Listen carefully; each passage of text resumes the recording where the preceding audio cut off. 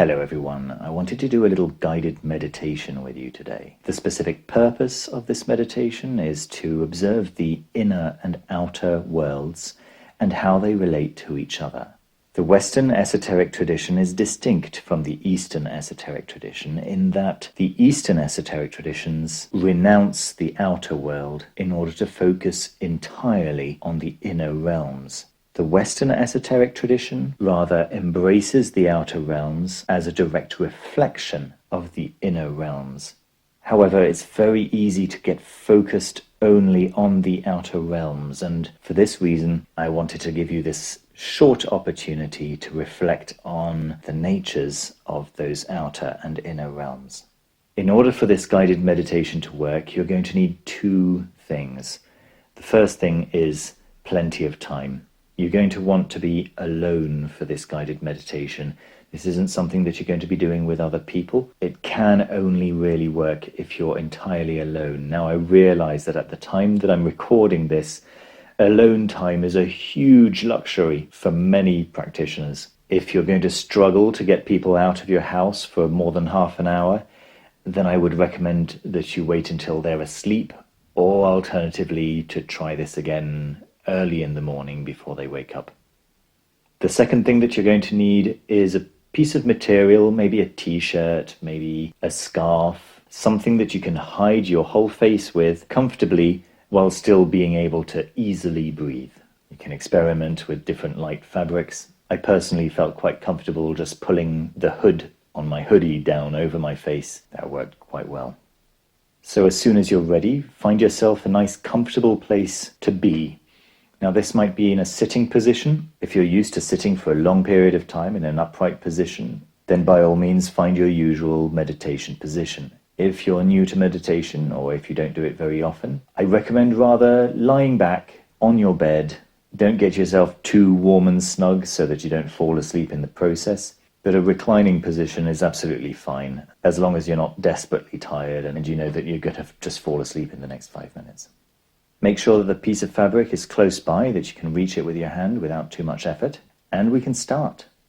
The first thing that you're going to do is, with your eyes open, to have a look around. And notice how your attention is drawn to the stimulus that is coming through your eyes. Notice also the sound of my voice, and notice how your attention is drawn to the sounds coming through your ears. Notice also whatever is under your hands and how the sense of touch affects your attention. This is where your attention spends the majority of its time, on the outskirts of your being, interacting with the world outside of it. Whenever you speak, your attention sticks to the outskirts of your being, to the outer rim. Whenever you listen to someone talk to you, whenever you interact with someone, your attention is right there on the outskirts of your being. If you attempt to focus your attention towards the center of yourself, you'll notice that whatever little sound makes your attention spring right back out to the outskirts of your being. And that's just the way it should be. This keeps your body safe. Your attention acts as a guardian for your body. It keeps your body safe. If anything were to happen that were threatening, your attention would pick up on that and be able to launch your body into action to defend itself. Now, the Kabbalistic tree of life has the origin point at the top and Malkuth, the world, as it were, at the bottom of the tree. But I think it may be more helpful to think about the origin as a center and the world as being the outskirts. The point of interaction with the world certainly is on the outskirts of what seems to be a large circle, the circle of your being. And the center point is a place that is visited very regularly, but is very rarely noticed, because we can't use our outer 5 senses to experience it, and therefore is very difficult to describe to others, but also to ourselves, what that center is like. Take a moment to close your eyes. I'll still be talking to you. There'll still be some input going into your ears, but nevertheless, this will be step one. I'll give you some time without any talking in a few moments. But for now, take a moment to pay attention to your thoughts.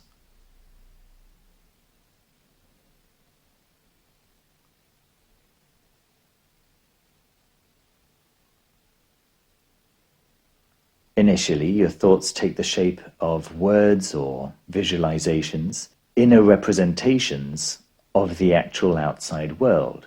This is a step inwards, towards the center, from the edge, but still very close to the edge. We're still in the realm of categorizations, in the realm of logic, in the realm of representation. Take a moment to experience those initial thoughts, those experiences that are not the edge, but close to the edge of your being, starting to retreat towards the center.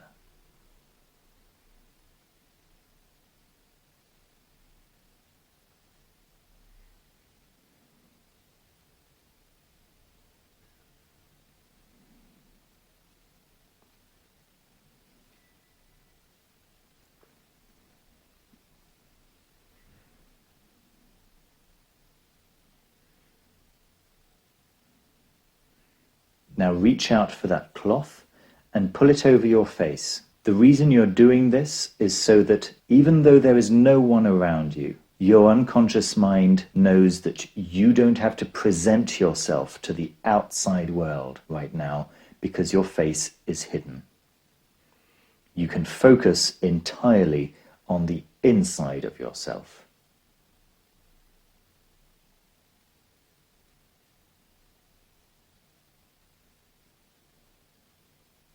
Now, while I'm speaking to you in human words, it's going to be very difficult for you to go further inside. And therefore, I will stop in a few moments talking altogether. And I'll give you about 10 minutes to explore your inner realms. This is what to expect. Your experience will stop being understandable. That is because you will be experiencing that experience with a part of yourself that is closer to the center and doesn't use understanding. It doesn't use representation. This is a reality that you can experience firsthand and not through the proxy of your five senses. So now if you can think of thoughts, images, words, sights, sounds, feelings, tastes, as the exterior, spend the next few minutes daring to turn your back on those things and experimenting with how far towards the center you can get your attention to retreat. It's likely that it's not going to be very far, and it's likely that it's going to feel a lot like sleep. It's very natural to lose awareness, at least what we imagine to be awareness, when we go deeper into those central realms. Take the next few minutes, nevertheless, to attempt to go closer towards the center. I'll ring a singing bowl like this when it's time for you to wake up. For now, leave the world behind and go deep.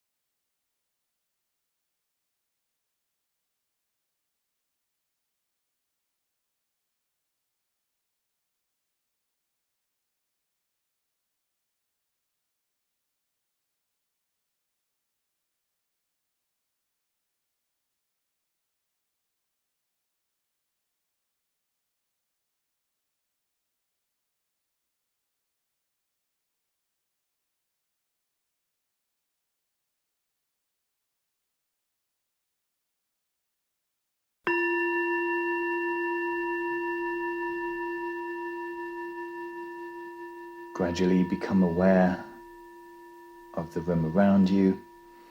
You can bring your attention back to the outskirts of your being to interact with that world around you. You can pull the cloth off your face. There's a wonderful segment in Lon Milo Duquette's Homemade Magick, the musings and mischief of a do-it-yourself magus, in which he describes his pantacle of earth. And he's created this pantacle of earth as 4 outward-facing trees of life, with the tethers joined in the middle, and the 4 malkuths pointing in the 4 directions of north, south, east, and west. And around it he's written Nuit and Hadith, the infinite outer and the infinite inner. I think it's a beautiful representation of how our awareness exists, most of the time on the outside, some of the time on the inside, maybe most of the time on the inside. It's just that we're only aware when it's on the outside. I think it's also a very beautiful metaphor for how magic works and how the Western magical tradition is set up. Because we spend so much time on the outskirts of our being, in Plato's cave, as it were, it makes sense not to reject it as being flawed. It's not the same thing as the inner center, for sure, but it is related, and it makes sense to spend some time when we are in this outer realm to nevertheless cultivate the kind of perfection that we would expect to find within our core, within the center, so that the outer and the inner can be reflections of each other. I hope you enjoyed the experience and the accompanying thoughts. Please don't forget to leave a thumbs up and subscribe down below if you haven't done so already. I'd like to thank all the members for your very kind support. Members get to chat with me and with each other on the Foolish Fish Discord server, which is turning out to be quite a nice, structured environment for people to bounce ideas off each other to help them with their own practice. And of course, every Thursday they get the Foolish Fish news video where I talk about what's new in the esoteric book industry, upcoming limited editions, news from various publishers and so on. You can find out more about membership and the planetary rituals that I do for the level 3 members just by clicking on the join button next to the subscribe button. So thank you so much to all you members for your very kind support, and in particular thank you to the level 3 members, the Magister Venerabilis members, this week being Yusef Saber, Frater Demianus, L. Harper, Connor Smith, Time Sovereign, B. Replicator 44, Aristarchus, Byron Marmol, Tara Nicholson, Ricardo Colomé, Nia the Ehrenach, Ra Skill YO, Oskodle in Tin, Amanda Mayer, Farion 1, Justin Lloyd, Rahul Nair, King Rainbow, Eleonora F, Jorge Salas, Luis Mancilia, Ian Smith, Osvaldo Gonzalez Nunez, Fernanda Martin del Campo, Robert Mahoney, Alvin A, Jason, Frater VPF, VX, Frater D Lane, A Million Ways to Wipe, Alexander Carval, Sheridan, Brandon Wilkinson, Andrew Kudlak, Mateusz Sadowski, Chase Lawrence, Mrs. CY, Medusa of Chaos, Seidr, Matu, Mystic Imagination, Merrily Duffy, Meta Gordy, Damnatio Memoriae, Sun Cat, Ted Kaiser, J. Joseph Safi, Kyle Walker, Roluch Ashron, Charbon, Patrick, Arcantum by Mr. Fribourg, The Jade Ghost, Timothy Owens, SMQAI, and Z. Daniel Barnett. Thank you so much for watching once again, and see you very soon with another video. Bye bye.